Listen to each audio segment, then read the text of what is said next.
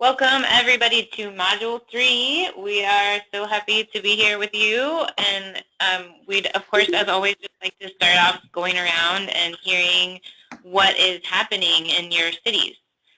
So why don't we begin with, if you don't mind, Yinka in DC. Oh, okay, are you going to jump on? Okay, we're being asked to give an update. Sorry, I'm talking to my colleague Marshall, who's going to jump on the call in a second. Well, the big update, we are making somewhat steady progress, and again, thank you to the Meister group. So we finally received some information, some data from our sustainable energy utility, which is, again, for those that don't know, a private organization that has been contracted by the district to do energy efficiency for both low income primarily, but also the commercial sector. So I've been pinging them to give us information related to the types of HVAC replacements, what they're seeing, what the trends look like, costs, et cetera, and trying to say where we could leverage their experiences, both on the program side as well as the relationships they have with the contractors to look at where we could do an intervention. So we've just received that information. I will pass it along to the Meister group.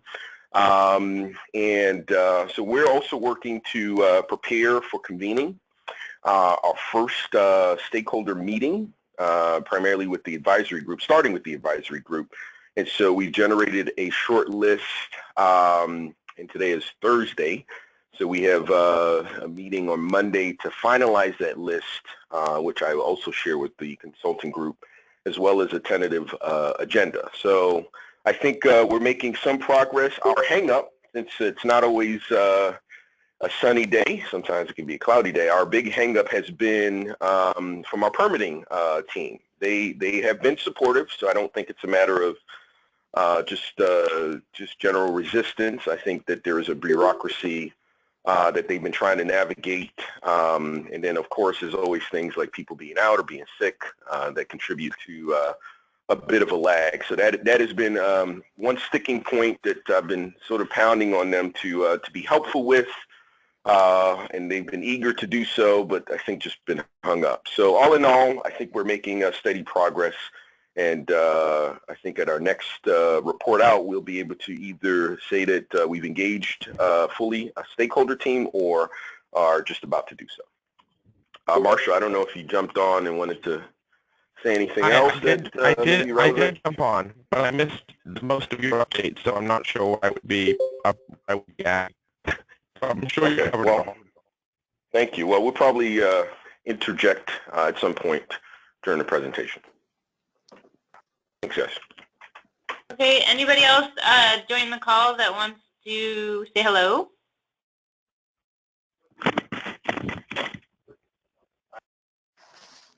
Malika and John from Boulder here. Okay, great. Hi, Malika and John. All right, so thank you, DC. It sounds like a pretty common challenge, but also, yeah, that's great progress to get some trends on your HVAC replacements in that program. So let's go to, let's see, Boulder. Hi, everybody. Since I probably am the least updated, I'm going to go first and then give my colleagues a chance to fill in whatever great work they've been doing in my absence. So we're continuing forward in both doing an analysis of our local industry and mapping that, mostly through the good work of Malika and John, our graduate capstone team. And also, we've been going through this interesting exercise we're calling mystery shopping, where Jen Harper, who's on the call, has generously agreed to let Malika and John represent her in doing calls to local HVAC contractors around initially saying that that the client wants a new heating and cooling system and what do they recommend, and sort of getting a sense of what the industry is conventionally saying on that first contact, and seeing how frequently or not they actually move towards some kind of a heat pump discussion. And then eventually John and Malika encourage them to talk about heat pumps and what they can offer there. So I think maybe they can update us further about that study. I'm going to actually, this is new news for most folks, I'm going to be doing an extension of that myself because we're going to have to get an air conditioner into our house for this baby, and we're going to try to get a heat pump, and so I'll do the same sort of sequence of industry shopping to see what our industry folks are saying. So that's one aspect. We're also setting up to have our industry advisory group come together for its first meeting in May, May 31st, I think it is. And then we'll be meeting with them on a monthly basis out through July so that they can help us, especially as we move into the creation of our local implementation strategy. I guess that's what I am tracking most at this point. I would say also we're doing an interesting thing with Radiant Labs where building on the database that they've created for us, which has all of the assessor data, permit data, solar data, they're going to create a mechanism that will generate what we're calling a roadmap to 100. So it's going to be branded underneath our existing Energy Smart program that Elizabeth manages and Jen implements for us, but we'll have this tagline of roadmap to 100, and it will outline the four fundamental areas of action to transition your household to 100% renewable energy, namely energy efficiency, electrification of all energy uses, solarization or some form of renewable energy acquisition, and then how you electrify your transportation. And so Radiant's creating a mechanism to generate a roadmap that will profile where a household is and what its major steps would be on that roadmap to 100. And we have we're in process with that. We hope to have that fully functioning by early July, and then we should be able to actually generate a roadmap for every one of the people that we have, the 40,000 plus in our database locally. So we'll share that as soon as we get that template together. It should be very interesting. It's much more graphically rich and less technical than the existing audit reports. So it'll be interesting to see whether that facilitates any further action on people's behalf. So Elizabeth or David, anything I've missed that you want to highlight? No, I think you covered the roadmap piece nicely, Brett, so I don't have anything to add there. David? Yeah. Okay, John, Malika, anything that you'd like to throw in? Yeah, we've been working through pulling some data from the local energy efficiency program to sort of augment the existing permit data we have. Okay, great. And Jen, anything from you?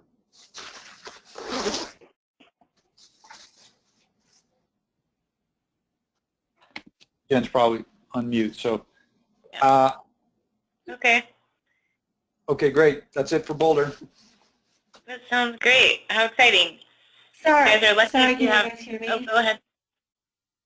I'm sorry, this is Jen in Boulder. We've been having some issues with power outages on and off all morning, so things keep freezing up on me. And so I'm listening in, Brett. I think you covered everything well. I don't really have anything else to add. Thanks. Oh yeah, I just wanted to note for everybody else's benefit that it is snowing vigorously. It's really snowing. We have I'll look out the window now, about 2.5 to 3 inches of snow on the ground, and it's probably not going to stop for another 12 to 18 hours. What?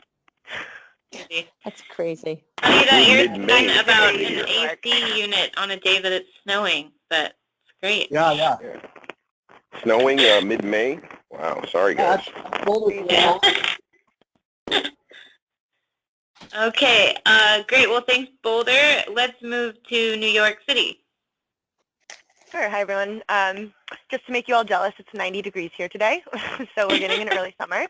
But yeah, so we've been making some progress. It's been a bit slow. We've had, I was actually out of the office for a little bit, and then we've staffed up, which is great, but then there's a lot of training involved with that. So I haven't been able to devote as much time to this project as I wanted, so we're working with the MCG team to come up with a updated and realistic timeline for getting our work done. But where we are currently is we're still pulling together and finishing up our data analysis on our 800,000 one to four family homes, which in and of itself is a bit of an exercise. And we're still waiting on a couple of pieces of information that we're really hoping to be able to get. But the final product will be a large either Excel or maybe Access database that we can use to kind of mix and match different building characteristics and potential market characteristics to pinpoint different potential market segments that we might want to hone in on. And then I was actually at the Better Building Summit the last couple of days and ran into the NREL guys and was talking a lot about their models. And actually, Brett, you were the talk of the conference, even not being there, because so many people have seen your awesome models now and want them. So that came up quite a bit. So we are moving in the direction where hopefully as NREL is building out its additional, what they're calling multifamily, but 2 to 4 family home data set, and also look, I guess they're working on some peak load predictions that are really interesting to us. We would like to come up with a smaller set of buildings that could be good candidates for getting the full model runs. So that's partly where our data analysis is going, but then also it'll be used for program development and I think identifying particular market segments or audiences that we want to create a pilot program around will be really helpful. So we've been focusing on finishing up that scope of work. And then the other piece that we've started in on, so here in New York City, we haven't done much with our 1 to 4 family homes at all, and we actually really haven't talked to too many people outside of NYSERDA even about our strategic electrification ambitions. So rather than pulling together a full stakeholder working group, we're actually going to be doing a number of one-off stakeholder calls that will help us just become better informed on what expertise is already out there and get people up to speed on what we're thinking. And so we've put together a list of stakeholders that we want to have calls with, some of which MOS will, or the New York City will handle on our own, and then others MCG will help us out with. And that will inform, I think, down the line a larger stakeholder working group that we could bring together, probably with most of the people we have these one-off calls with. But we kind of needed introductory calls in a lot of cases. So we'll be doing that sort of over the next couple of months. Great. Okay, thanks, Jenna. Enjoy the summer out there. And then we have Burlington, so Jen. Yeah, hi, everybody. And first, Brett, we're very, very excited about Magdalena Grace's arrival. Congratulations there. She's very sweet. So Burlington has, I guess, 3 quick things that I want to report. We are now an official 2030 district. We've gone from being an emerging to established, and part of what makes that all possible is having a pretty robust steering committee that meets here once a month, which has agreed to also play the advisory group for this project, because it's many of the same players. You know, Burlington, of course, is a small community, so it's perfect that we've got this great overlap and dovetailing. Radiant Labs has just provided us sort of the first list of questions. They've sunk up the assessor's data and the permit data. I've got to get back to them, and they can finish up stage 1 before moving on to stage 2. Folks here have started playing around with their initial results and are pretty excited about, with even out having stage 1 completely finished, where this is going to go. Our data folks are pretty revved up here at the electric department, so to speak. And then lastly, I would say that we are in the process of rolling out a new program here at our municipal electric department called Solar Shopper. And we see this as a template for this project.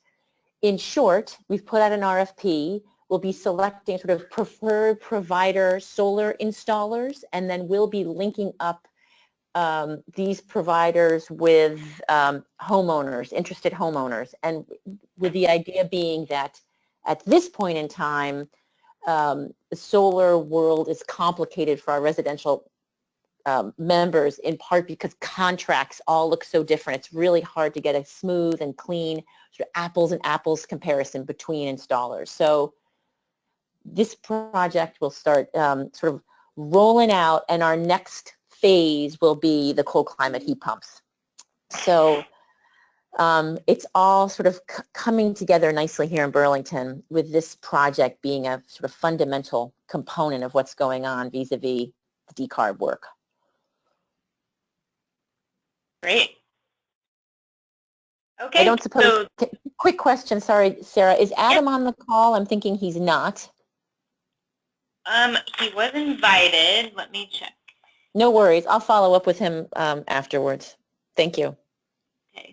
I don't see him here. All right. So great. That was all the cities checking in. And so from the project team side, we the Module 3 will be delivered today by Meister. Next month, June 15th, Module 4 will be delivered by DNDGL. We have a couple other key dates coming up. Just the main thing is next week for the core cities that would like to join the Observer City webinar. It's the first one. That's May 24th at 11 a.m. Pacific, same time as this one.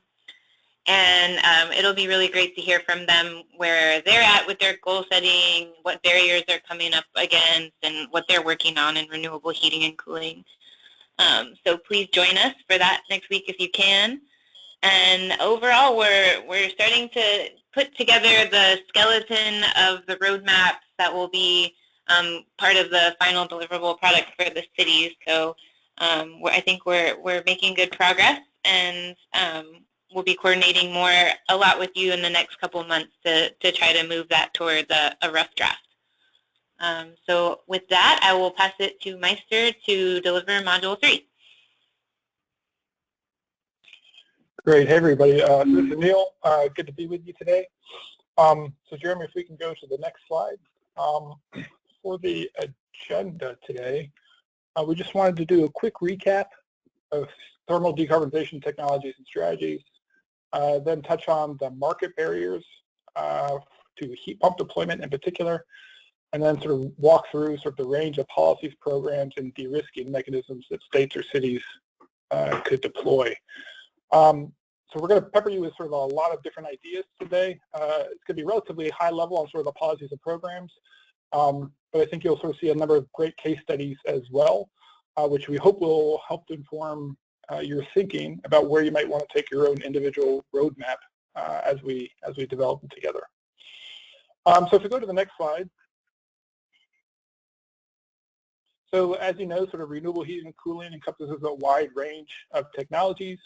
They're all primarily designed to displace conventional heating and cooling, right? So in a lot of the market characterization assessments that we're doing, we're currently sort of identifying where the heating oil or natural gas or propane or electric resistance customers are in your community, and then sort of identifying which of those parcels, those building, that building stock are sort of good candidates just for air source heat pumps. And of course, if you wanted to, you could sort of do a whole different sort of characterization for the other range of renewable heating technologies, but of course, we're focused on air source and heat pump water heaters in this project. So on the next slide, just a quick reminder that when you're talking about the heating and cooling sector, it's always helpful to remember that it's very, very diverse, right? And so I think a lot of people approach this as they would solar. Solar is sort of much simpler from a technical perspective. But for heat pumps in particular and renewable heating and cooling more broadly, so there's a range of applications that we could be sort of developing or deploying technologies to serve, from space heating and space cooling to hot water to process heat to humidity and ventilation. We're primarily focused so far on space heating and cooling and hot water, of course. And the building sectors, again, a tremendous amount of diversity between what you do in a residential or commercial or even an industrial facility. But we're sort of honing in again on residential. And then for distribution, depending on sort of what kind of technology you're deploying, you could do sort of on-site units or district heating and cooling networks. And again, we're sort of focused on on-site units in this project. Just sort of want to provide that reminder, though, sort of the diversity of options that are in front of you and sort of how we collectively as a group have sort of scoped this project. So on the next slide, I always think it's sort of helpful to remind folks about how policymakers view this market and sort of how consumers view this market. I think which will be particularly relevant as we start talking through the barriers and the opportunities that we see, as well as the specific policies or programs you might want to implement, right? And so, of course, on the policymaker side, typically drivers include things like climate mitigation to hit their greenhouse gas reduction goals, climate adaptation, energy security, and economic development. And then on the consumer side, it's sort of a different suite of drivers. Usually cost savings is a big one. Building comfort is a big one. Price stability and hedging for some commercial customers, less so for the residential sector. And then green leadership or responsibility tends to be sort of a nice talking point for a number of customers. But in most of our research to date, it's really been cost savings and building comfort that sort of drive the decision making for consumers. And my colleague who's on the phone, Jeremy, he's going to talk about some of the marketing and outreach programs that we've seen deployed across the U.S. as it relates to heat pumps. He can sort of talk more about that. We've had a number of interesting studies on that front. On the next slide,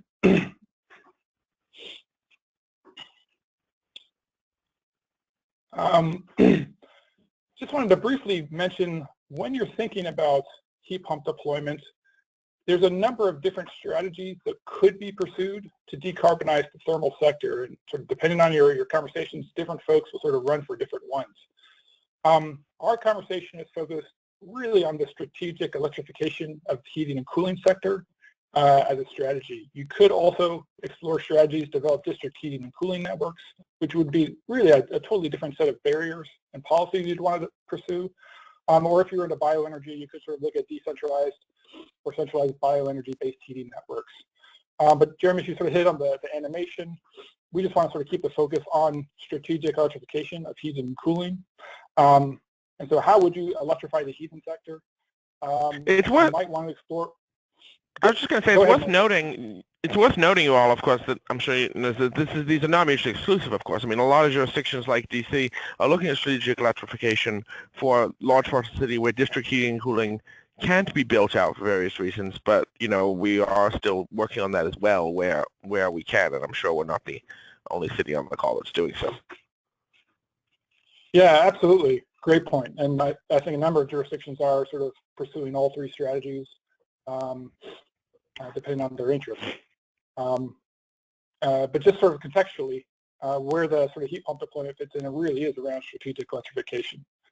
And that sort of raises a whole range of questions that we can actually touch on in the next slide. Go ahead,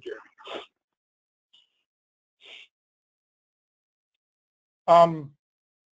So we've been through this once or twice already, but I wanted just to spend a little bit more time on these barriers and make sure sort of you guys had a good grounding in them, because frankly, as I think we'll look to structure it, we want sort of policies and programs to respond directly to the market barriers we see.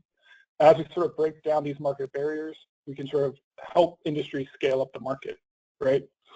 And so broadly speaking, we sort of put them in these 6 different categories. And there's a range of policy and regulatory barriers, right? And especially if you want to sort of deploy heat pumps through your efficiency programs, you really need to start thinking about fuel switching regulations. You might also think about what fossil fuel subsidies are applied to, for example, like high efficiency oil or natural gas boilers, which would make the economics more difficult for heat pumps.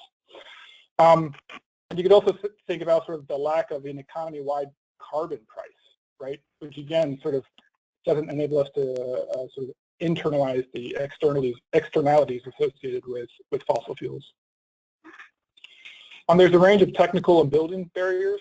Low refurbishment rates being a really significant one. So folks replace their heating and cooling system once every, 15, 20, 25, 30 years. And that's really the best opportunity to get to them, right? To sort of install sort of high efficiency heat pumps.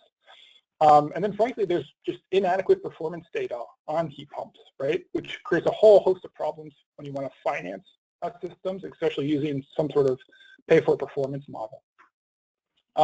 That also impacts the efficiency programs. There's a really interesting study in Massachusetts where they sort of identified that the energy savings from heat pumps were really less than they had expected for the efficiency programs, and so they had to adjust their rebates accordingly. There's some economic barriers, right? I think, as you guys all know, high installed costs relative to the counterfactual fuels, inadequate financing and return on investment, and then sort of capital constraints for homeowners or for for commercial customers as well. There's a number of awareness barriers. Many consumers just are not aware of this as an option, or contractors are not sort of putting in, sort of suggesting heat pumps as the alternative. And I'll be really interested to hear how sort of Brett's research goes on that front in Boulder, to learn sort of what contractors are saying when customers ask to replace their heating system. And then in many cases, policymakers just are unaware of the impact of thermal energy, right? And I think this group of policymakers on this call sort of is at a cutting edge here. And only recently, I think in the last year or two, have we really seen sort of an uptick in this conversation, but sort of 5 or 7 years ago, policymakers just weren't focused on the thermal load. There's a range of decision-making barriers, right? Split incentives, a big one. How do you get to the rental community? Ownership priorities, or lack of confidence in the technology itself, in part because of the lack of performance data. And then depending on where you are, there's supply chain barriers, right? It may be that you have an insufficient contractor base, or maybe that building managers for residential building stock need better training for operations and maintenance, and just general supply chain inefficiencies. Sort of the takeaway here is that a number of these barriers contribute to sort of real or perceived investment risk as well, which drives up the cost of installation and financing. So let me just sort of pause there and get any sort of questions or comments or thoughts on sort of these barriers broadly, or is it generally making sense? Neil, this is Brett. As you said, I've seen this slide now a number of times, and it is really useful each time that I look at it. I get something else. One of the things that I'm aware of when I look at this slide is that it's hard for me to know what the highest priority barriers are in my area. And so one of the things that just occurred to me is that perhaps we actually create some kind of a map for each of the different cities that show perhaps which of these are the biggest barriers, because obviously while we want to address them all, we have limited resources. So what are the real big leverage points in terms of barriers? Yeah, I think that's a great suggestion. And I think either through stakeholder interviews or through your working group, you can, at a high level, sort of get a sense of what sort of the key leaders or stakeholders are prioritizing as major barriers, and which ones are sort of most important.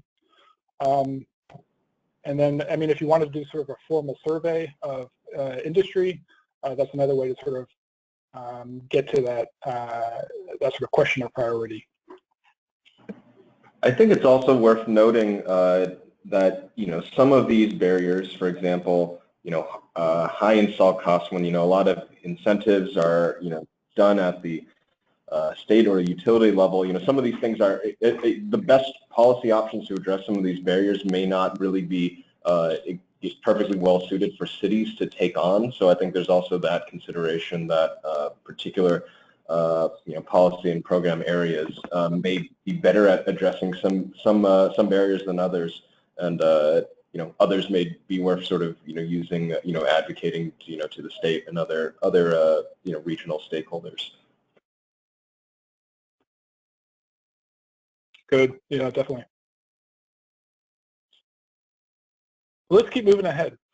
And y'all, please do break in as Marshall and Brett have done. And if you have sort of questions or suggestions or comments along the way, please do shout out. So there really are a range of policies and programs that you can implement to address these barriers. And we're sort of mapping out about 8 different categories here that you could think about, some of which are well suited to cities and some of which are not. But planning and targets is really the first one, right? How do you create targets to guide policymaking? And if you sort of implement or sort of state those targets appropriately, you can provide a really powerful signal to investors that your jurisdiction is taking it seriously to sort of deploy, to create greater market share for heat pumps, right? Are you guys still there? Can you guys still hear me? Yep. Yeah, okay, good. Got a little feedback there. On mandates too, right? Mandates a little bit different, where you sort of legally obligate an entity to adopt renewable heating and cooling or heat pump technologies, right? And mandates can be placed on buildings, right, through the building code or through the energy code, or on utilities, which is really commonly done through the RPS, right? Renewable Portfolio Standard is a mandate for utilities to purchase a certain amount of renewables. And some states are adopting thermal RPSs, which include heat pumps. There's marketing and outreach programs, which I think are really ideally suited for cities, where you can raise local awareness among vendors, installers, and consumers, and run sort of a range of different programs that we'll talk about a bit more later. There's innovative financing programs, which could be low-cost loan, right? In Massachusetts, they have the 0% heat loan, which enables you to, I think, finance $25,000 worth of retrofits to your home for 0% interest. There's also third-party ownership products that are beginning to emerge in the market, right? Where people offer heat pumps for no money down or very little money down, and then you pay a monthly lease payment or enter into a thermal PPA. And as this model scale, we would eventually expect to see standardization of the contracting documents and aggregation of those assets, so you could really access upstream investments, right, from like pension funds or insurance companies. It's a long way from here to there, and would require massive amounts of mobilization to create sort of the investment amounts necessary. But it's worth sort of keeping your eye on that ball. Neil, this is Brad. I just wanted to flag that one, and I'm sort of trusting that you guys are really helping track that one. I personally think that it's probably the way that we do drive this to scale in one of the most effective ways, but clearly all of us at the local level don't have the resources to track that one very closely. Yeah, definitely. I'm actually working with the Renewable Thermal Alliance, which includes the Connecticut and New York green banks, and standardization of contracting documents, which would eventually lead to aggregation of assets, is sort of high on the priority list. So working with some folks as we sort of think through issues and options there. But yeah, it's complex and it's a long haul. But I agree with you, Brett. It's a big deal. Cost reductions can be really interesting as well. So there's potential to reduce soft costs, which I think the local jurisdictions can take a bigger role in, right, as it relates to permitting or customer acquisition costs. But there's also hard costs, which are really hard to move, right? And so, you know, the cost of the equipment, yeah, we can sort of talk it through, but that's a tough one for a city or even a state to influence, given the global market that you're looking at. But there are some jurisdictions like New York that's done really interesting work on cost reduction potential. A great study out there that we help them with that you might take a look at if you're interested in that topic.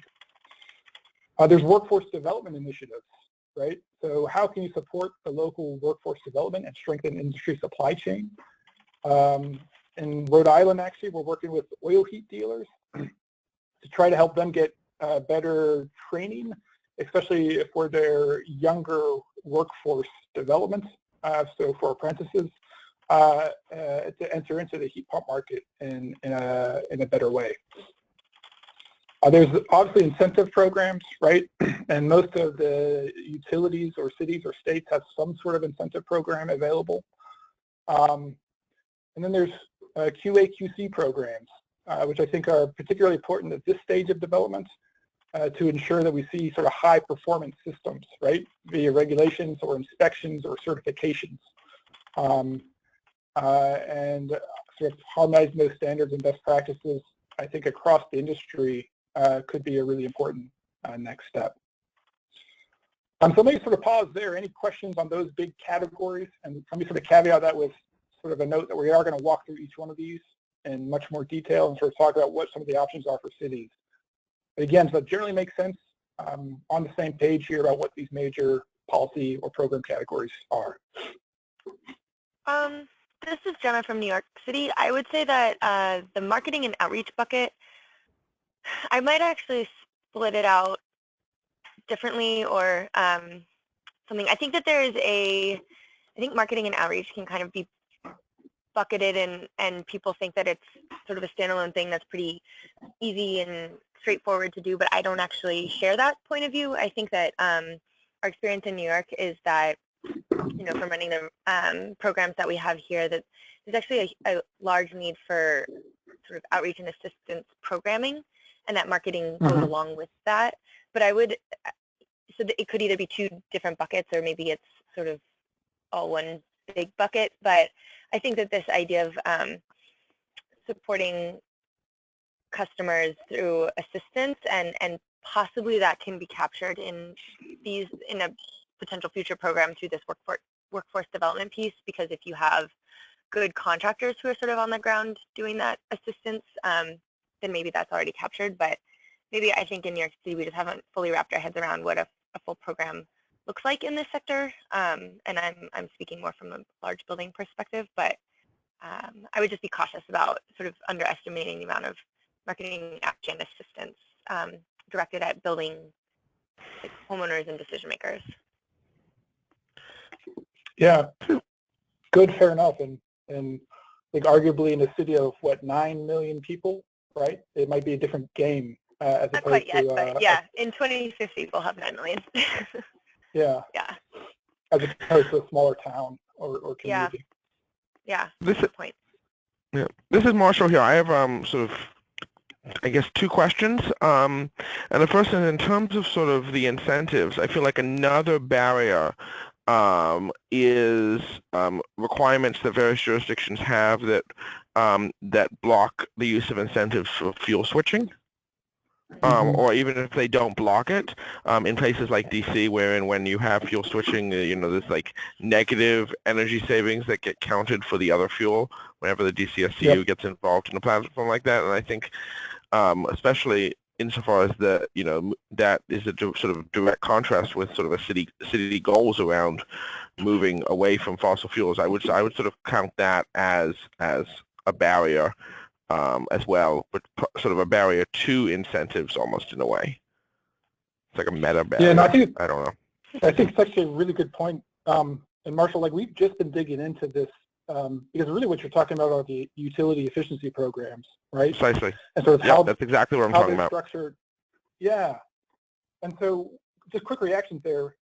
There's multiple ways to implement market development programs for heat pumps, right? And you could do it outside of the efficiency programs entirely. We see that happening, right? So like there's a number of like state energy agencies that have a whole suite of programs, incentives, et cetera, to target heat pumps and other renewable heating technologies. But there's also the utility energy efficiency programs, which are a really powerful vehicle to drive deployment. But you're dead on when you're sort of articulating there's all sorts of regulatory barriers or sort of rules about how those utility energy efficiency programs that have been set up that make it difficult to run fuel switching programs like oil to heat pumps, oil to electric heat pumps, or even natural gas to electric heat pumps, right? And so there's fuel switching issues, there's cost effectiveness rules, and it goes sort of on and on. Yeah. And I realize that maybe this is more of a concern for DC than other jurisdictions because we have a local city PSC, and our efficiency programs are run by the DC Sustainable Energy Utility, which operates under contract to us.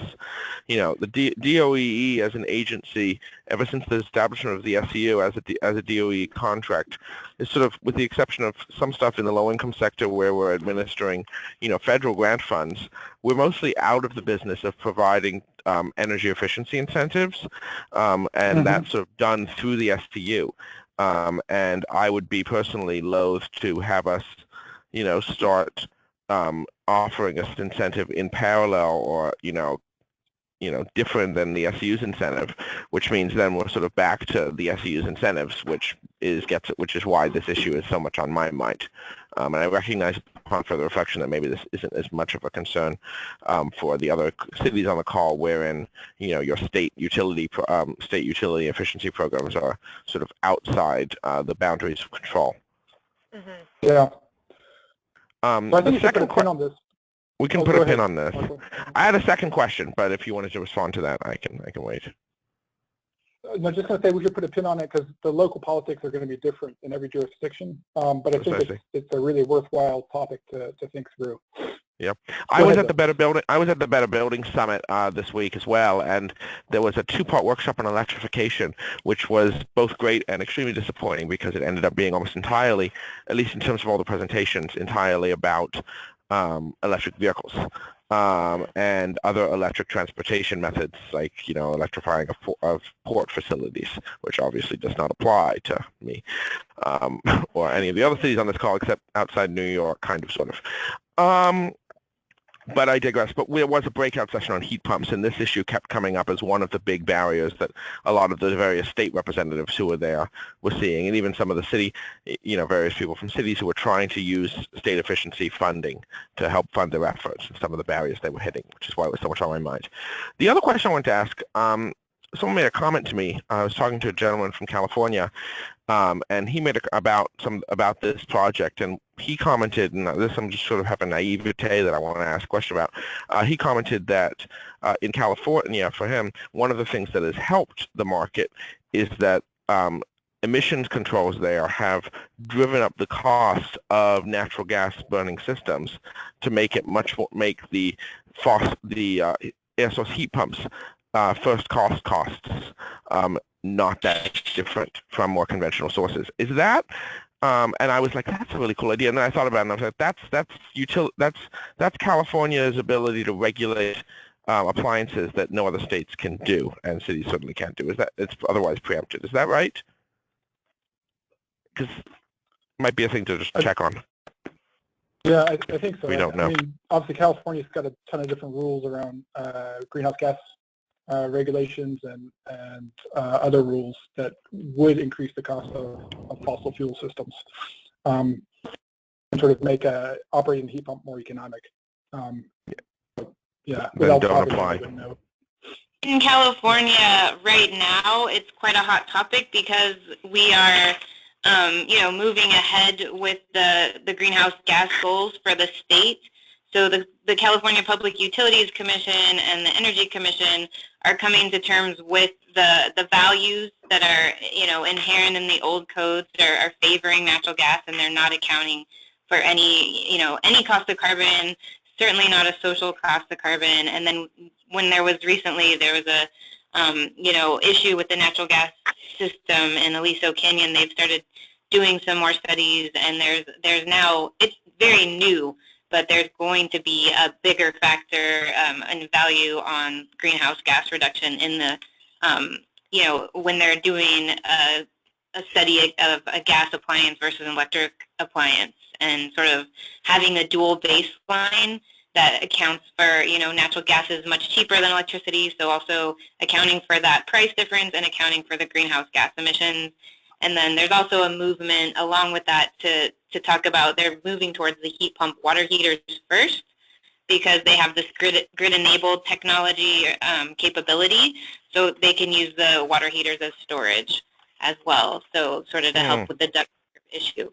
So NRDC, Sierra Club, and this is a really hot topic right now, are looking at model codes that include, PV plus heat pump hot water heaters, for example, to come as a package for the renewables plus storage capacities. So there's this sort of, there's a mandate out in the state around the storage, although the heat pumps aren't included right now. But yeah, people are pushing hard on the state, and so it's at the state level that these changes are starting to move a little bit, along with the building code moving to a energy design rating. So. Good. So I think there's all good stuff. Let's keep charging ahead. And I'm sort of want to articulate on our next slide here. If it comes up. Jeremy, you guys still there? Yeah, sorry, I had a weird flip. No worries. I love this chart. Yeah, this is a great one, right? And I want to sort of hammer this point home for this discussion today, and as you think about your roadmaps going forward, right? And so the question is, like, what do you have? What is in your sphere of control? What can you as sort of city players sort of have full control over? And there are some things you have probably a lot of control over. I mean, some of you run your own utilities, so a lot of control over that. Some of you will have sort of jurisdiction over your local building codes, things like that. Some of you can run sort of marketing outreach programs because you have really great connections to constituents or to different contractor groups or building groups and things like that. Then sort of there's things that are in your sphere of influence, right, that you can probably advocate for, or they would take you very seriously, the players would take you very seriously because of your political weight, that you could try to change, right? And that might be sort of state level policy issues, right? It may be, depending on your jurisdiction, sort of, if you go and ask the utility for something, they might sort of listen pretty closely. And so thinking about what you have sort of influence over, and then sort of what's totally out of your control, right? And I guess that depends on sort of how influential you are, but you know, some things that it's actually really difficult for a city to influence by itself. Arguably with sort of 4 major cities at play, you can sort of influence a whole lot more though. But just sort of do keep that in the back of your head as we're sort of talking through these different issues and options, because I think it'll sort of help enable you to have the greatest impact, right, for your roadmap, and then sort of implementing the policies and programs of interest. Yeah, so slide 10 or slide 11 on next slide. A number of questions to think through, I think, for your specific jurisdiction as we're sort of marching through this. The first one, I think, goes right back to what you articulated. How do barriers play out in your jurisdiction? Which ones are the most important? And can you identify that through interviews or surveys or through your working groups? And I think that should be a primary aim for all of the cities as you're sort of proceeding with your next steps. Then start thinking through what policies or programs can best address those barriers, right? Do you need more incentives? Do you need a marketing outreach program? Do you need some sort of financing program? Do you need to try to change the building or energy code to address those barriers? Then sort of the question is, what types of policies or programs can your city best influence? So what do you directly control? What do you have influence over? And then sort of what partnerships can you foster to extend your influence? You know, should you be sort of fostering partnerships with building owners, industry, state government leaders, advocates, others? And I think as you sort of think through these questions, then the shape of your roadmap will begin to sharpen up. Good, so next slide. Just again, sort of take a quick look at the types of policies or programs, and you might sort of want to think about some of those questions and start thinking about what you can influence in particular. So I'll pause there. Jeremy will take it over next, and I don't think you may have met Jeremy, I'm not sure, but Jeremy Koo in our office, he's frankly our top consultant on renewable heating and cooling, does a tremendous amount of work for heat pumps. He's currently running the Boston and the New England City program that's focused on driving outreach for heat pumps, working with a lot of contractors across the entire region. And he's also sort of led the analysis for a number of our policy assessments with New York and with the Northeast Energy Efficiency Partnership and other clients. But yeah, Jeremy, why don't you sort of take it away and start talking through sort of planning and targets, and then we can sort of pause for questions as the cities like, and think about specific options that they could pursue. Great, hey everyone. So I think for each of these, we're going to walk through each of those 8 categories. We have a bit of material prepared, some brief case studies on each of them, and we'll probably try to talk for a few minutes and then leave some time for questions after in each category. And we'll do our best to get through all of those in the rest of this webinar. But again, don't let that stop you from asking questions if you have them. Starting with planning and targets, I think most if not all of the cities in the room, as well as many of the states that these cities in, have some types of plans or targets around climate action, greenhouse gas emissions reduction, or general sustainability. And typically, a lot of these plans have thought about emissions more broadly, but haven't sort of drilled down into thinking strictly about heating and more specifically. And generally we see that these types of plans and targets are a good way to provide signals to investors that there are going to be a suite of policies and programs coming down the line that will be aligned with the plans and targets that are set by government entities. And then also there's an opportunity to sort of once a target is set, ambitious but achievable target, it's a good basis for coordinating efforts between stakeholders. So certain the types of plans and targets that could come into play at the city level, the sorts of heat pump deployment plans and technology roadmaps that are part of this project are one such set of plans and targets. Similarly, you can back those plans with formal or informal or aspirational deployment targets for heat pumps or renewable thermal more broadly, and also that in order to sort of track progress towards those targets, it's often valuable to establish programs that can effectively measure the progress in number of installations over time, which we've noted in sort of performing market analyses for state entities that the data out there on installations is kind of thin and not very well, a little bit all over the place. So these sorts of plans and targets do help with sort of raising awareness at sort of various levels of stakeholders. And I think importantly, while the plan and target, a plan or target may not necessarily be the action, it is sort of a good way to align supporting actions and policies around these goals. So there are a variety of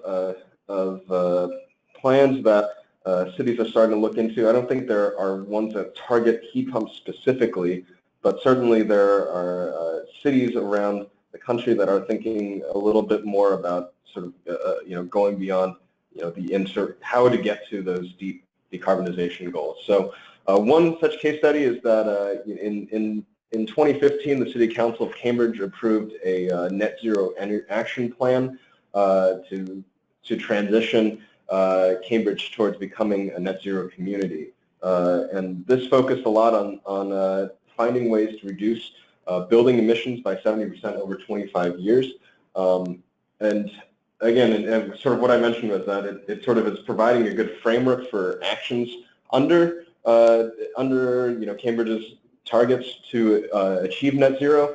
And one of those items in particular, investigating the establishment of a local carbon fund. I believe MCG is engaged in helping them scope that out as well. So it sort of has laid out a blueprint of actions for them to follow, and we're certainly very keenly interested in sort of how those conversations evolve, and in looking to get to those the 25 years out.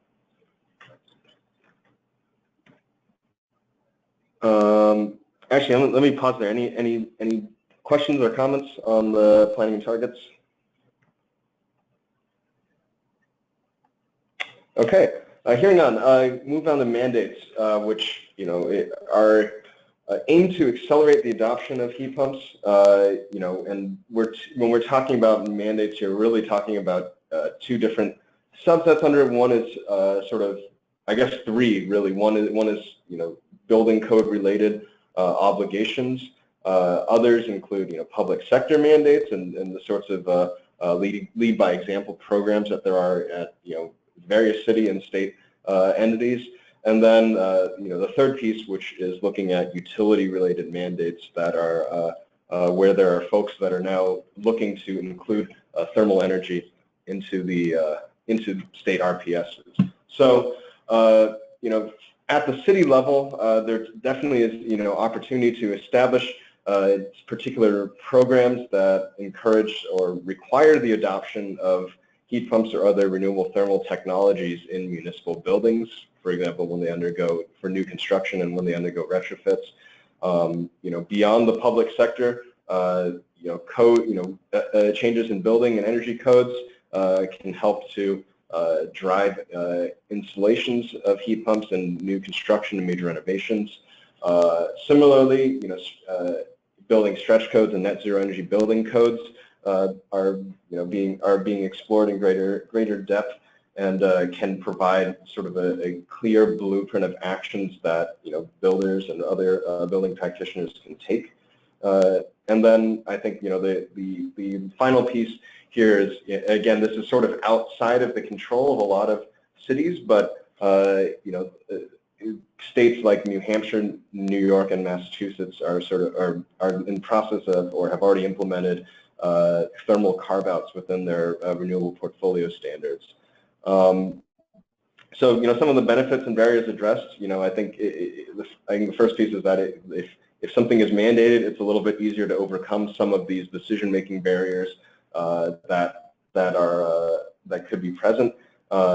Similarly, if something is mandated, a lot of particular issues around costs, concerns around costs go away. Though typically it means that programs that provide incentives to help address those cost concerns are needed to help back the mandate up. And similarly, adding mandates in building codes or through utilities creates awareness at both across the spectrum really. There are the building practitioners who need to then become more aware of these technologies and how to integrate them into their buildings. Utilities and other actors would need to become more aware of how these technologies fit into their obligations under state portfolio standards. And similarly, state and local government officials would also need to become more aware of the role of these technologies, under a public sector mandate. Jeremy? Yes. Brett here. So I'm wondering, in your overview of places that are taking the code approach, how many are actually doing this kind of specific action or measure approach versus a performance-based? Like, so and Elizabeth, correct me if I'm wrong here, our net zero code, which is to be fully implemented by 2031, doesn't stipulate that you would have to use a heat pump. It would just be more and more difficult to get to the emissions reduction or the NZE objective if you don't. So do you see people actually doing the mandate of heat pumps, or is it primarily around performance? I think that certainly when we look at things like net zero codes or stretch codes, I think it is much more built around performance, and heat pumps are often noted as a particular measure that can help reach the number of credits, or you might need to achieve a certain level of performance. There's actually a case study we'll look at now, which is that actually Washington State's energy code has a specific requirement for installing ductless heat pumps in homes that are heated by electric resistance, because since electricity is very cheap in Washington from a lot of hydro, there end up being a lot of homes that are built with electric resistance, and so well, I'll get to that in a second. Thanks. So there are some building mandates around in different countries in the world.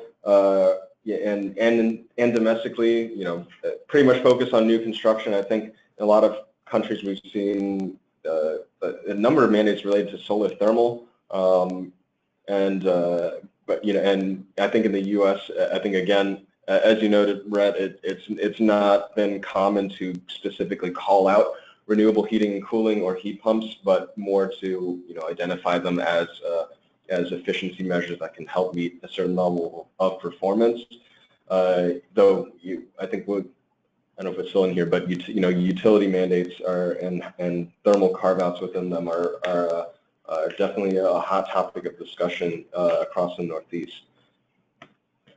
So yeah, in the 2015 Washington State Energy Code, since there are a lot of homes that are built with electric resistance heating in Washington, any home that is built with zonal electric resistance heating, so baseboards as opposed to an central electric furnace, will have to include at least one ductless mini split heat pump in the largest zone, so probably the living room or something like that. And they're sort of also specifically called out as a measure that can earn them, the efficiency credits that they need to under the, the residential building code.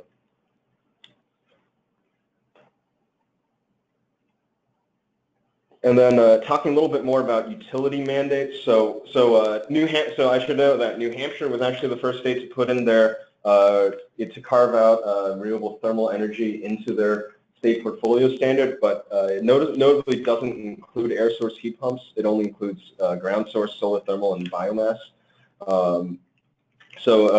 Perhaps a more air source related case study is probably where Massachusetts is currently in drafting its rules around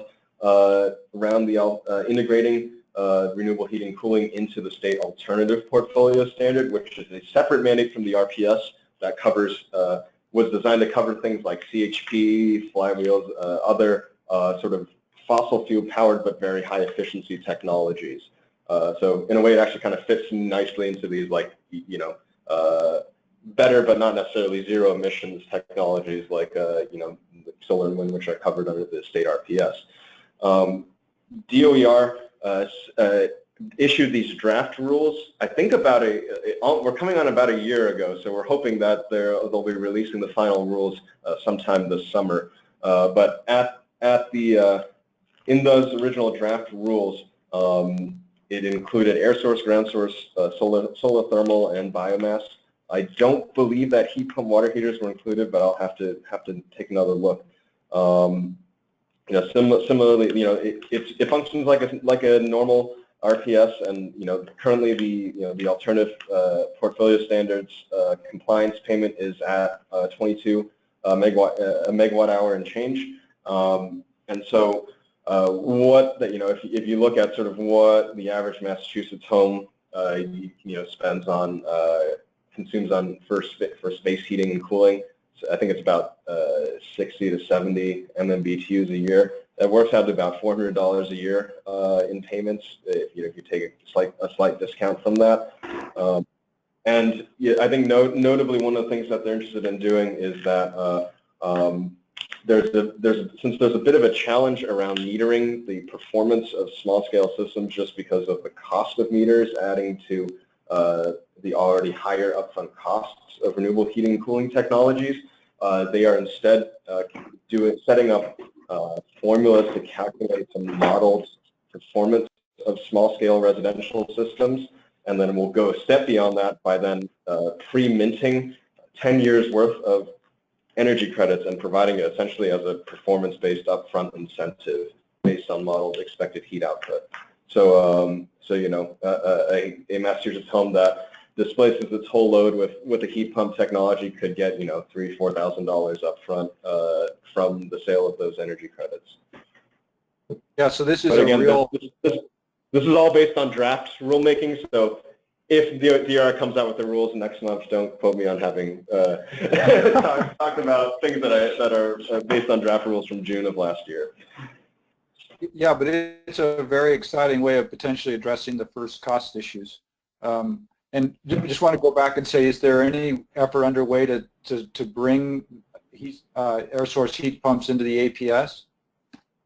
Yeah, I mean, the air source heat pumps, ground source, solar thermal, and biomass will all count under the APS. Just it will be part of ways in which regulated entities can meet their obligation.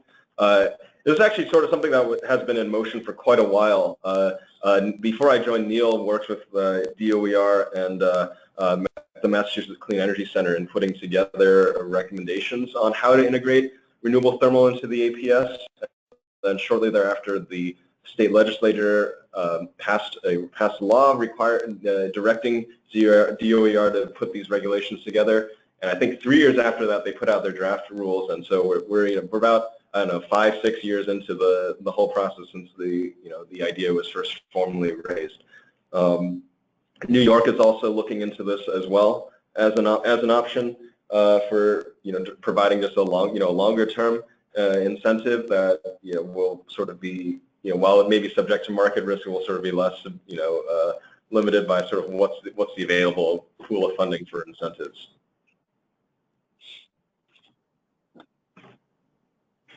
Great. I think this is the last one on mandates. Any other questions on this category before we move on?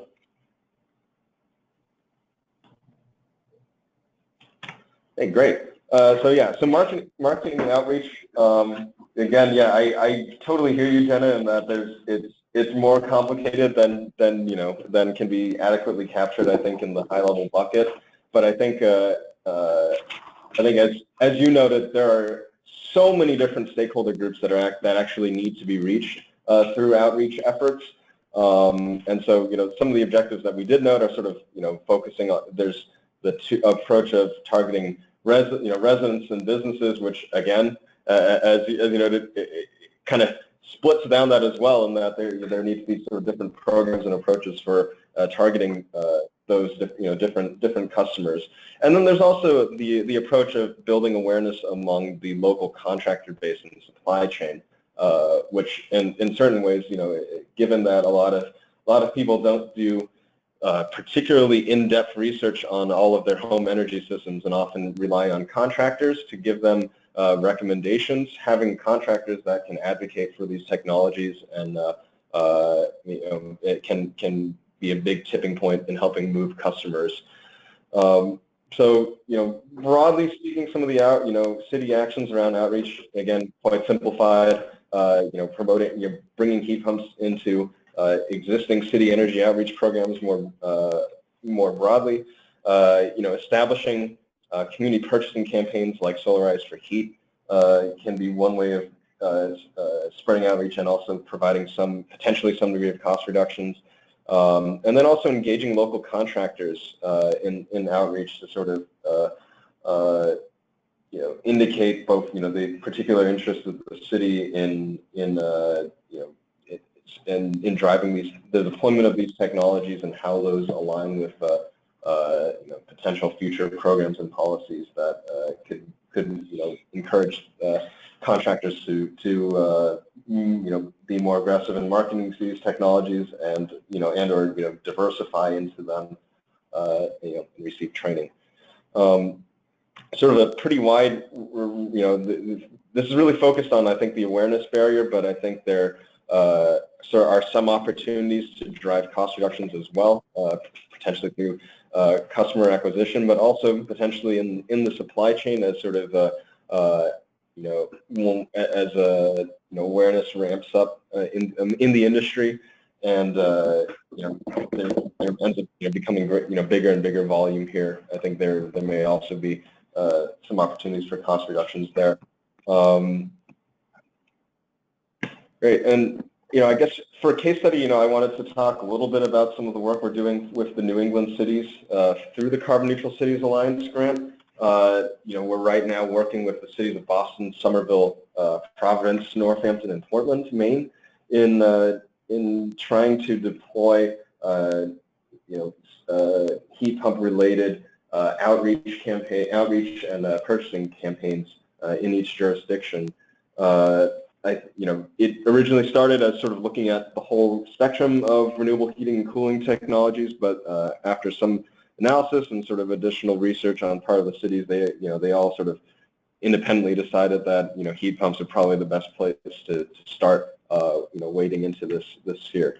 So some of the tasks include the market segmentation analysis, which is ongoing through this project in participating cities.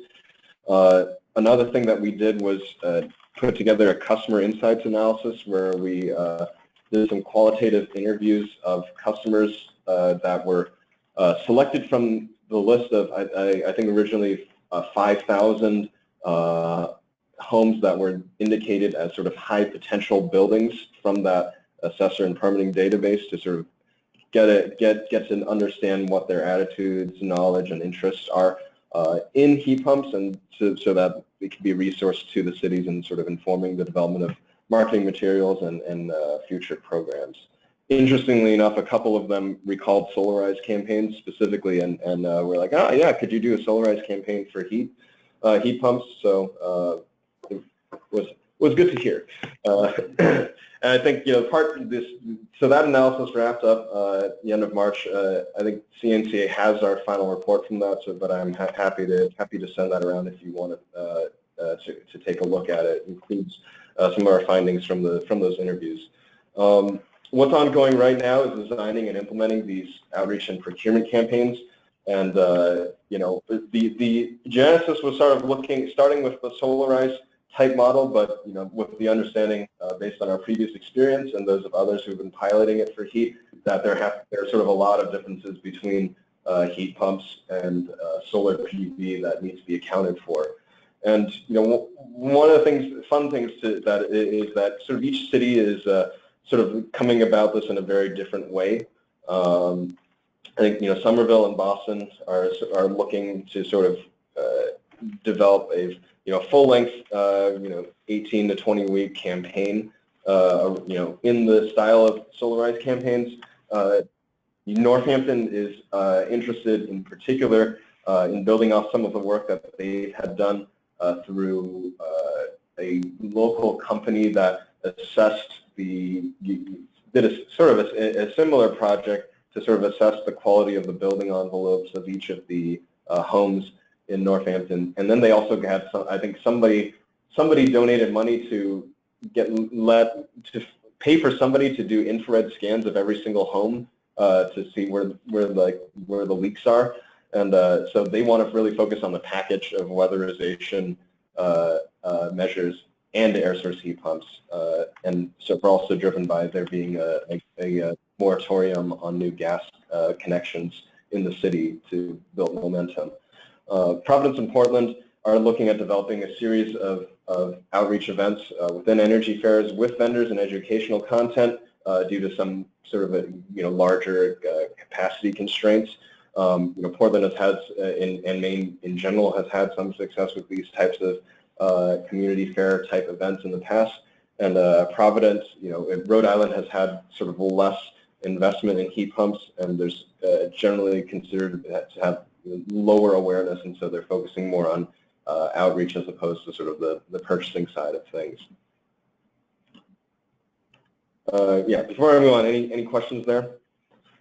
Yeah, Jeremy, this is Brett. I'm keen to get a copy of those interviews that you did, and also the questions that you used, because we might want to use something similar locally, and then a copy of the overall report from that project. I do want to just note that it seems like one of the things that a point of intersection between the policy piece and the marketing and outreach is how we signal to the HVAC industry that this is the direction that we want to go. It's kind of like a marketing and outreach piece, and it's kind of like a policy communication, but so it's a little bit of both. Yeah, absolutely.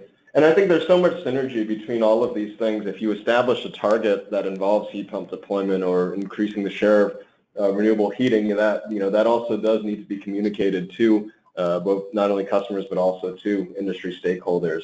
Certainly I think one of the things that we've seen from engaging fuel dealers in Rhode Island is that some of the larger companies, I think, have with perhaps a little bit more engaged in what's going on at the policy level. They sort of see the writing on the wall. They've been being edged out with their sort of volume of heating oil sales declining as both a product of natural gas expansion, but also in seeing that they're going to be they're sort of under fire in some respects from state policies to reduce emissions. So a lot of some of the bigger shops have already started to diversify, while others are either less able to or a little bit more resistant to that. So I think that sort of direct industry engagement, I think, will continue to help build things. And then from the other end, more demand from customers for heat pumps will also sort of will also be heard by contractors, and they'll sort of will adjust accordingly. Jeremy, I'd also note.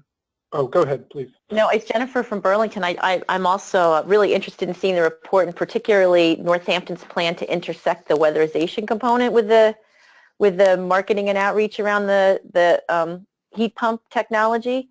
And I just a quick quick, interesting note about New England, of course, is that we're not building new stuff, so we can't build our way out of it. And given the price of natural gas, it's complicated. But with higher, with warming temperatures, the cooling component becomes interesting for folks. So these are old homes that generally, they don't have air conditioning, or if they do, they've got these, window shakers that are installed from, June to September. So, I mean, that's another dynamic. Yeah, especially today, it's 90 degrees in Burlington, which is really crazy. But so the cooling component is an interesting outreach message for New England folks. Yeah, that's actually a really fun piece, I think, as well, that most cities have some type of heating assistance related program for low-income folks, and both Boston and Somerville are trying to figure out how best to integrate heat pumps into those. So Somerville has like a building rehab program for folks under 80% of the area median income that gives them a deferred interest loan. So people who apply, you sign up for the program, will be asked sort of if they want, about their income level, and if so, they'll be sort of given a separate pathway through the rehab program, which will have a slightly different, engagement with the installers, but they can get a pretty sizable deferred interest loan to us too that won't have to be paid until they sell the property or move. And then Boston has a grant program that is similar, and it targets senior citizens who. And it fits very well since senior citizens are among those who are most vulnerable to these types of heat waves. But we'll give them a grant and a deferred interest loan to purchase a higher efficiency heating system. And the folks at the Boston Housing Department there are very interested in getting heat pumps into there because between the heating side of things and replacing a lot of these older units have electric resistance. They'll also provide some cooling to some of the more vulnerable populations. Yeah, Jeremy, I just want to note that I want to keep echoing this comment that John Lee makes. I think it really is a powerful one around positioning this transition to heat pumps as a part of a basic human need and right to certain levels of heating and cooling. And that this focus on low income and seniors is an interesting place where we can clearly make and demonstrate that position. Absolutely, I totally agree, and I think this is just really across the board is just it's good to see a greater focus on the equity and access issues now that some of these markets have been kickstarted. Yeah, it's an interesting conversation. This is Jenna from New York. I mean, one of our most recent surprise announcements was that we are guaranteeing air conditioning for all New York City schools, which is obviously great, especially as our temperatures are getting hotter. Except that those that put together this announcement didn't think through the energy impacts of that or engage us on that.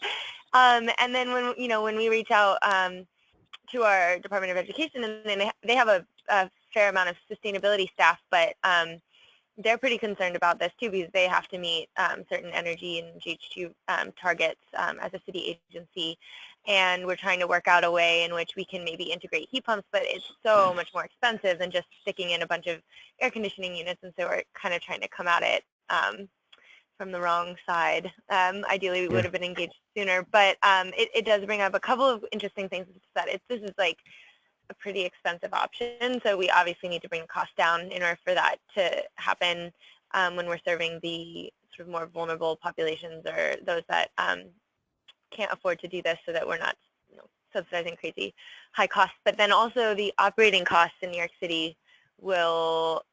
It's unclear whether this is a cost-effective retrofit for us. And Boulder, you saw that in your models, and I know that the solar and the EVs helped bring cost competitiveness down for single-family homes. But for us, that's another equity lens here, is that right now where the market is today, we may be asking people to pay more for energy.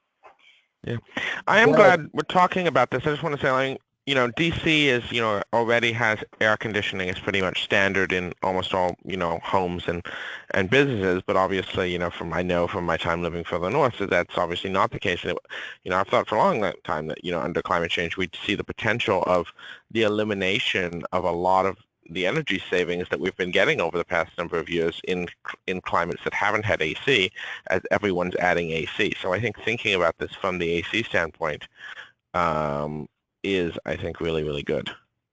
So a couple of quick things. We held a workshop with Charlie Stevens from the Northwest Energy Efficiency Alliance a couple of weeks ago, and it was fantastic. And he brought some information about new technology and new ways of configuring technology that are game changers on the commercial side. And so, and Jenna, this is the kinds of applications that he was showing really dramatic shifts in were exactly those kinds of institutional sorts of buildings. So I would highly recommend, in fact, I wish we had been able to either tape or have that whole workshop much more broadly, because there was a lot of really powerful stuff. So I would happily connect you to him. He would be, I'm sure, very excited to share that information with you. So that's one. And then the second is, I think that this really keeps pointing to the fact that we can't approach this as single measures in certain of these instances. We have to be looking at changing generation at the same time as we're looking at changing electrification. Definitely. That for sure goes without saying for us. I know that Burlington feels the same way. It's just that our electricity costs are 19 cents a kilowatt hour. So even with the sort of deep energy retrofits that we're proposing to pair with this, that would bring the load down. I mean, the cost on a per unit basis of natural gas versus electricity is a big. Well, here's a crazy idea for you, Jenna, but what if you could actually negotiate into one of these offshore wind deals a certain share of that energy that's going towards these kinds of applications? Then you could lock in a lower cost of energy and make that system totally work. Let's try to get the offshore wind first. All right. Yeah, but no, I mean, I think we need to engage with our utility Con Ed around this and come up with some ideas for how to make this. My understanding is that one of NYSERDA's priorities is and in working with the PSC under the REV initiative is to think about how things like heat pumps fit into the future of rate design in the state. And one of the things that they've been asking questions about are things like, if you switch people off of heating oil, and basically double their electricity load, in theory, and oftentimes a lot of this heating load is happening at night. There may be some ways that you can create new rate structures for people using electric heating. Probably not going to change things on the on the cooling side given the summer peak there, but there may be some opportunities as we're already seeing voluntary time of use rates around electric vehicles that this could be expanded to things like heat pumps in the future. Yeah, I mean, but one point on that is that we actually need it not to double the electricity use because that will not work out with our 80 by 50 plan and that, but it's something we need to explore more, is just how this fits in with the utility business model and how we make sure that Con Ed is incentivized to help us and not fight us on this. I don't know what to do about National Grid. It's an open question since they only supply gas in our area, but yeah, so I think there's a lot more to work through on this. There's just one more piece I want to throw in, and I'm just going to mention it today, and that's phase change material. I think that because we need to be able to, broaden the duration of when energy is needed, I think this could be a real game changer also. So I'm going to send along information to everybody about some new mass-produced phase change material into stud and ceiling joist bays that could be a real boon to this kind of work we're doing. Jenna, have you had a chance to talk to the manufacturers yet about this either? I mean, I'm imagining if it's every single school in New York City, like that is a volume that they would be very interested in. They could provide some pretty competitive pricing relative to conventional installations. But the problem is not completely on the cost of the unit. It's that then the construction cost of actually ripping up the walls and finding asbestos and training our building staff on different technologies, all of that factors in, whereas like a simple window air conditioning unit is pretty simple to install, doesn't require getting into the walls, all of that. But in short answer, no, I have not talked to the heat pump manufacturers. It's not a bad idea. I think where we're probably going to land is that we'll get like maybe cobble together some match funding, and maybe we can get some manufacturers to pitch in as like a pilot, but realistically we're probably only going to get like a handful of schools to be able to do this on a pilot basis. And then we could test the results and sort of see how things work and what kind of problems we run into, and then down the line like find ways to scale it up. Got it. Yeah. Yeah.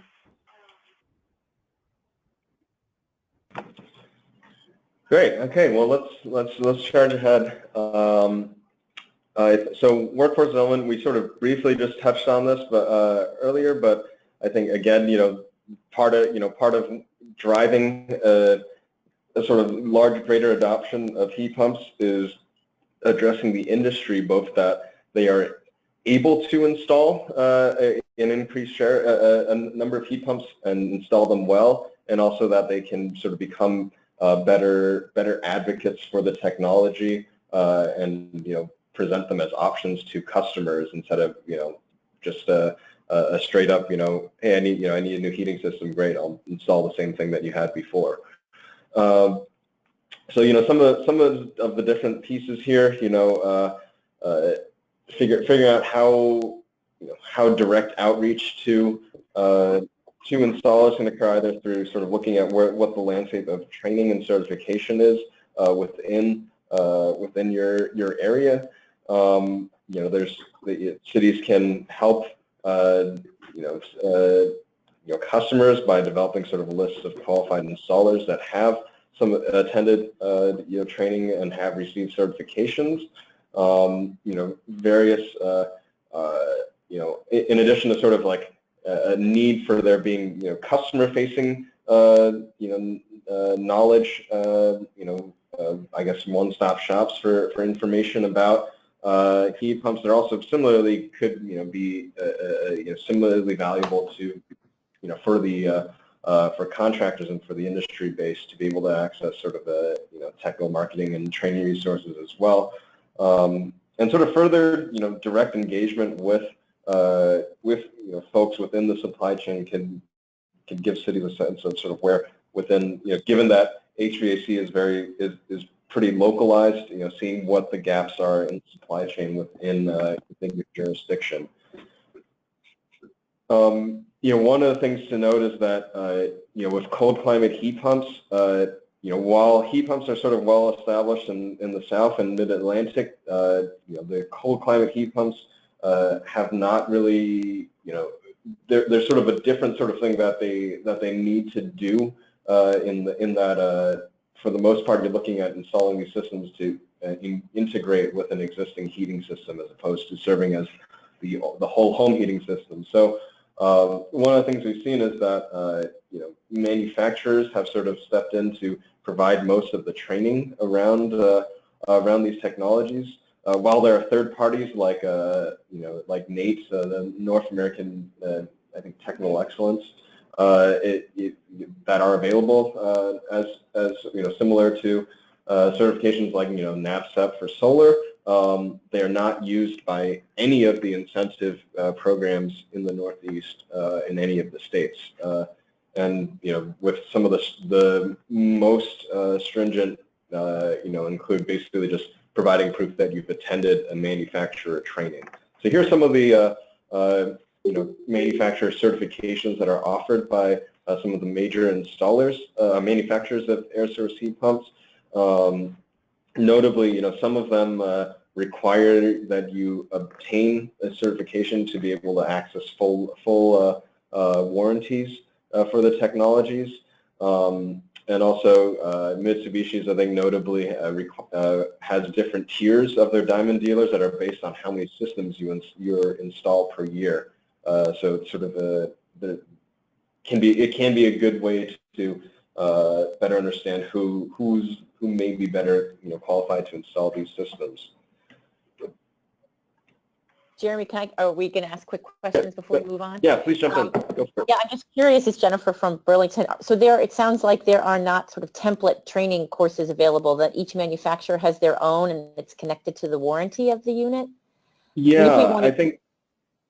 Go ahead. Sorry, I was going to say that there's a lot of when you look at things like state licensing, and heat pumps typically will fall under things like refrigeration technology. So what the training that's required to pass state licensing tests is typically angled towards things traditional air conditioners and heat pumps, and as opposed to cold climate heat pumps that are installed supplemental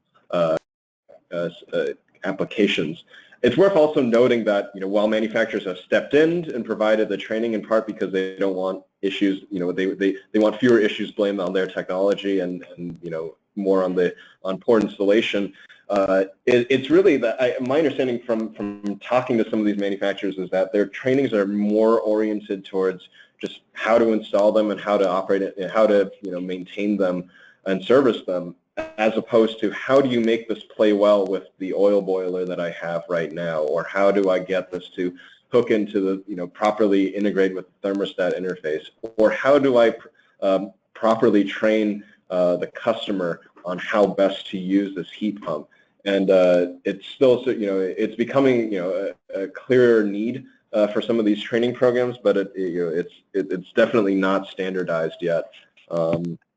Across across the technology in the region. Well, if you come across, I would love to see some kind of template, or if we were to develop we've got a partner here that's looking to develop trainings on our behalf, and would love to be able to help facilitate that if you come across something that's not manufacturer specific, and that, as you say, is more sort of comprehensive in terms of working with other heating or cooling systems in a home, et cetera. Hey, Jennifer, This is Neil. BPA does offer like a performance-tested comfort system for air source and variable speed heat pumps.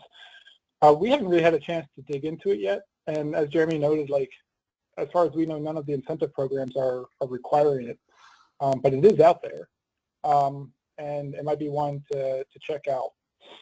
But mostly, frankly, when I first talked to most of the folks I've been talking to, where we're looking for installer training and certification programs, there doesn't appear to be much out there. So maybe the BPA one is where it's headed, but that's all I've got at this point, Okay. Well, thank you. I will check it out. And I'm just going to say now, so I don't interrupt later, at 3:45 Eastern Standard Time, I'm going to need to bow out, but I do want to thank Sarah for convening us, and to Meister team for presenting today. Great. Thanks. Great.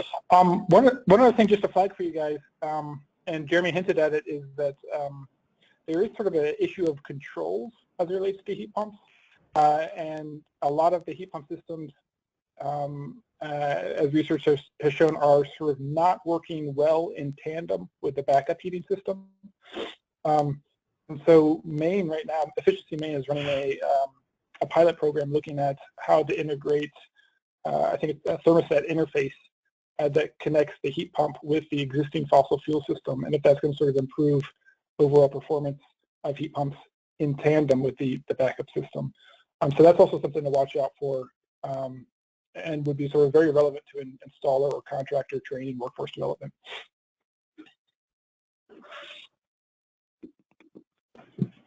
Great, and so sort of on the other side of installer training, there's also sort of the QA/QC and EM&V side of looking at the performance of heat pumps.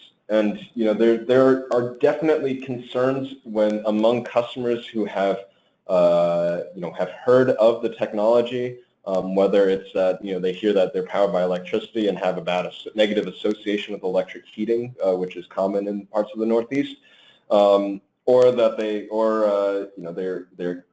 recall having having had a heat pump in the Mid-Atlantic, and some of the conventional ones didn't perform quite as well when it started to get cold. So there's improving customer confidence through programs that can provide better performance data and also provide confidence to city leaders that these technologies that are being supported by city programs are actually doing what they claim to be doing. Cities can look to evaluate some of the heat pumps that are installed through their programs and within their jurisdictions, and similar, tying back to workforce development, thinking about how to get involved in helping to train the workforce to improve installation quality. I think there's, the other piece of QA/QC is that, beyond improving customer confidence is this ties into the piece around developing sort of more better financing programs, potentially third-party ownership, is that there needs to be sort of a better suite of data that's sort of consistent, that can improve investor confidence, so that they're willing to support and finance these types of systems. So I wanted to touch on sort of a pretty significant study that came out at the very end of last year that was, I believe to date, is the largest field performance test of cold climate ductless heat pump, mini split heat pumps that has been conducted. And basically, Mass Save in Massachusetts and National Grid in Rhode Island have been providing rebates for ductless heat pumps since I think 2012, and at a certain point they wanted to check to see that the operating hours and the energy savings that were derived from the installation of these heat pumps matched what they were modeling for their energy savings, for rate cases and justifying their incentives. So Cadmus and the team of their contractors monitored over 150 single head ductless mini split heat pumps that were installed from 2012 to 2014 in the winters over winters from 2014 to 15 and 2015 to 2016. They also did compare the performance of cold climate and the non-cold climate systems that were installed there. So there's some interesting findings as well. The first caveat is that since 2014 to 2015 was a particularly disastrous winter in Massachusetts, they actually strongly advise that you disregard the data from that year because of the amount of snow around and how that messed up the performance of a lot of the heat pump systems. So I think the first thing that they found is that while the efficiency of systems that were installed correctly and used properly were actually meeting the manufacturer claims, in general the savings that were derived from them were a lot lower than expected, in part because they were just being used less. And the response has been pretty quick. Mass Save has already reduced the size of their rebates as a result of this because of sort of what they actually saw in terms of usage and savings from these systems. It's worth really noting that because of, in part, the fuel switching regulation question that was raised earlier, a lot of the utilities can't market the heating side of these technologies, and thus sort of when Mass Save was marketing these heat pumps, they were marketing them under a program called Cool Smart, not around the heating piece. And so it ended up being that I think a third of the study cohort installed their heat pumps for cooling only, while Mass Save was modeling them as people who would be using them year round. So unsurprisingly, you had a lot of people who were just turning them on in the summer and then maybe using them in the shoulder season for supplemental heat, but not using them as significant heating systems in the winter. So there's certainly a question on marketing message that has yielded somewhat unsurprising results. If you can take a look at that chart. Do we know, were they not using them in the winter because they didn't know that these were also winter heating systems because of the marketing, or was it mainly just about the electricity costs? It's a mix. So we have a colleague here at MCG, for example, who installed a heat pump in the master bedroom, and He uses it for cooling and almost entirely because he has gas heating in the home. So it's not cost effective at all to run the heating, except in some occasions when he's just working in the bedroom the whole day and then turns off the heat in the rest of the home and then uses it as a space heater. But that actually sort of it's fairly common. The study found is that even people who said they installed it for both heating and cooling purposes were using it less than expected. So there's sort of the study unpacks a lot of potential issues and how that arose, but part of it may also just be that the systems were poorly installed and thus weren't working that well in the winter, and so they shut off the systems entirely, even if they did know that heating was it could be used for heating. The chart here shows sort of plots the sort of cold climate versus non-cold climate performance. X-axis is the outdoor temperature, and then the y-axis is the COP. So when you actually, it's actually kind of surprising how different the cold climate and non-cold climate systems were in terms of performance. And again, I think the study did seem to suggest, for the most part, that the performance issues were really related to installation quality and customer behavior, as opposed to the technologies not performing to expectations. There was one major installer in the greater Boston area who sort of was engaged in all of their efficiency programs, and they referred to in the study as the quote the largest installer of heat pumps. And on average, the systems they installed performed about 30 to 50% worse than everyone else combined. There are some questions about sort of how the systems interact with existing systems. Particularly since it was only looking at single heat pumps. There was a question about if there's a hydronic system with radiators, you can sort of there's some zoning involved there. That can enable the heat pump to sort of more effectively take over the heating load in a particular zone of the home. But if it, when compared to, a home that has a forced air furnace, the heat pump may not have, didn't work really well with it in tandem because the furnace is set up to heat the entire home as opposed to providing a zoned comfort solution. And then beyond that, there were just a range of different things that they identified related to customer operation. And I think one of the biggest ones that we've heard not only from them but from manufacturers is that people treat these technologies, a little bit. There's sort of the holdover of switch off the lights when you leave the room, where that people will turn off and turn on and turn off heat pumps in a room when they're using it, and that's really not the best way to use them, because heat pumps are best with the variable speed compressors are best at sort of running consistently and sort of ramping up or ramping down slowly, as opposed to suddenly having to come home and jump up to 70 degrees. At those points the efficiency will drop to something that might end up being closer to electric resistance because it's running on full. Some people didn't know how to use the remotes associated with their mini split and thought they were too small, was one note.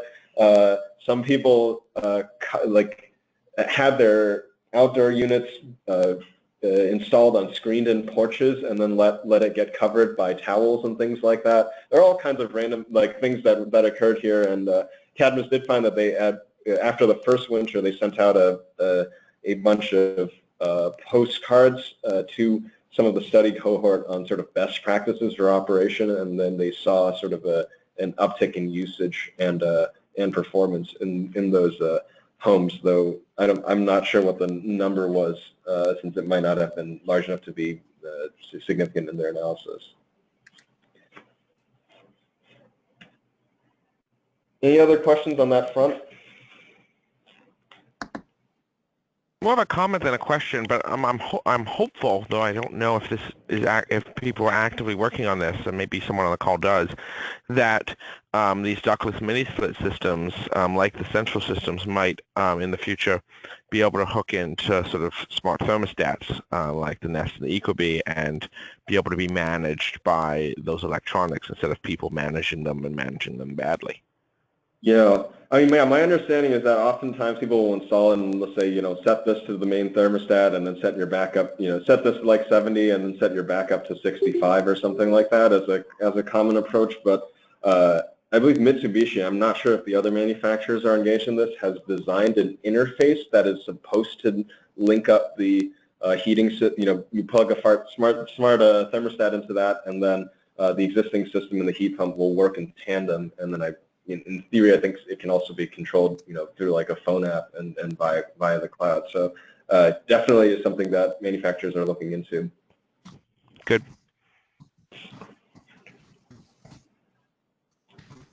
So we're getting tight on time. Neil, do you want to sort of jump in and quickly talk through the cost reduction stuff? And I think we're near the end of these anyways. Yeah.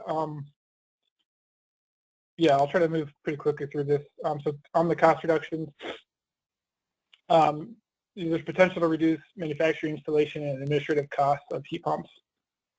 Really, I think for cities, the opportunity is on the soft cost reduction side, so the non-hardware side of things. So as Jeremy mentioned earlier, community procurement campaigns like solarized or thermalized programs can contribute to a reduction of customer acquisition costs. You could look at sort of tax abatements or local tax exemptions, or sort of streamlining your permitting process or fast-tracking your permitting process to sort of address some of those high upfront cost barriers and improve the return on investment. So if you look at the next slide,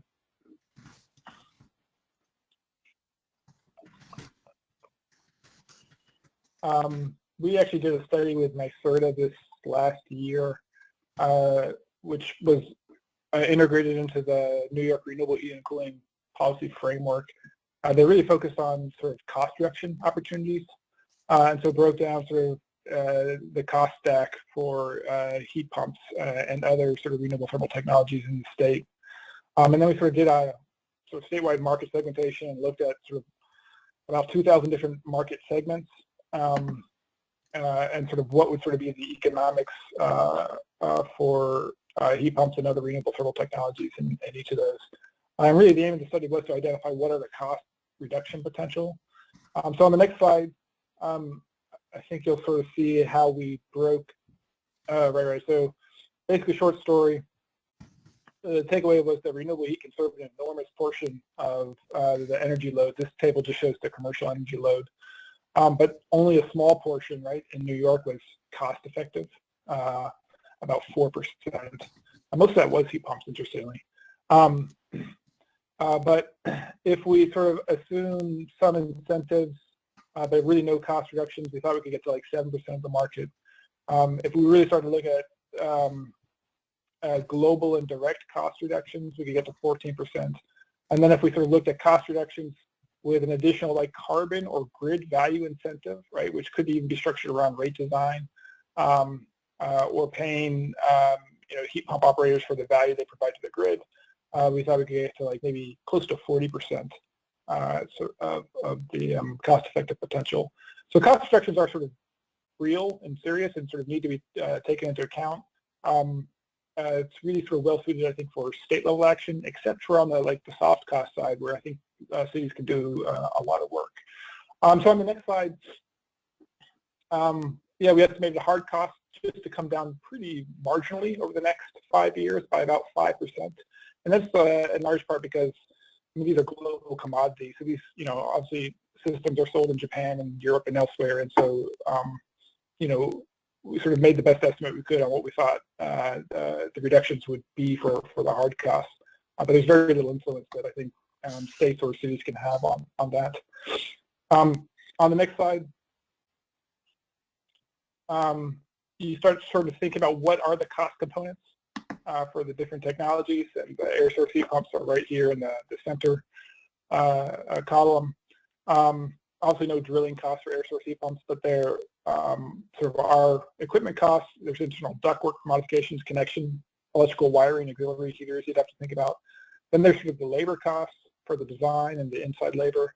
And then there's all sorts of non-equipment costs, right? Other non-equipment costs like sales tax, financing fees, R&D, sales, marketing, general administrative, profit, sort of get worked into the cost stack.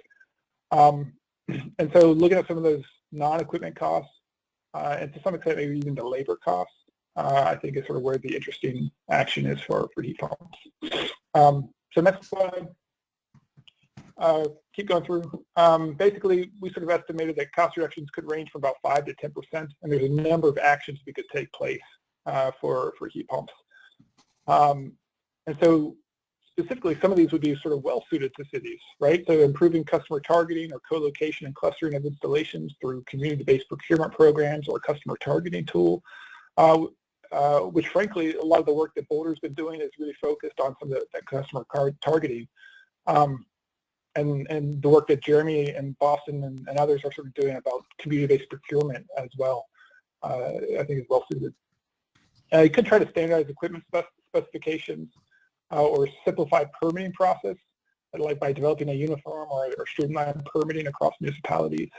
Improve information on technical and economic viability, especially for larger projects and key market segments. Leverage outreach via trade channels. So some of the work that we're talking about, integrating renewable heat into existing trade channels, such as oil heat, or trying to get HVAC personnel to think more about heat pumps when they're making that replacement heating or cooling system call, would be worthwhile. And then sort of driving innovations in finance and business models, which is sort of another beast entirely that we could talk about more later. Yeah, but those are some of the cost reduction options that we see out there, some of which I think cities are well suited for, some of which are probably not, at least on an individual basis. Next slide. Yeah, we've only got 3 minutes left. I might sort of pause here. We're happy to pick up sort of the next sections on innovative financing and business models and incentives. If it's all right with Sarah on the next call, or we can certainly distribute the slide deck and you guys can sort of review this information at your leisure. But I'm going to sort of pause there. Sarah or Brett or others, any questions or comments or next steps that you guys want to walk through as we wrap up here?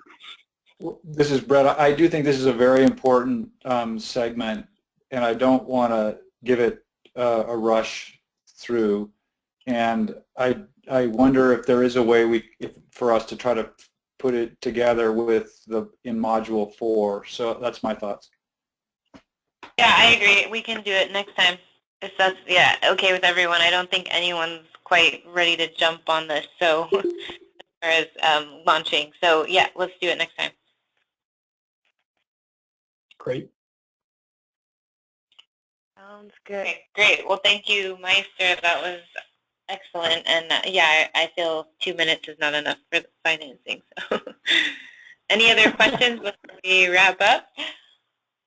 Sorry if I missed it, but did this slide deck get sent around? Yeah, I attached it just minutes before the call started. So Okay. It's attached to the invite. Yeah. Oh, great. Okay. Thank you. Great. Thanks so much, everybody. It's been fun talking, and I look forward to the next time we all connect. Thanks all. Thanks, everybody. Thank you. Bye. Bye.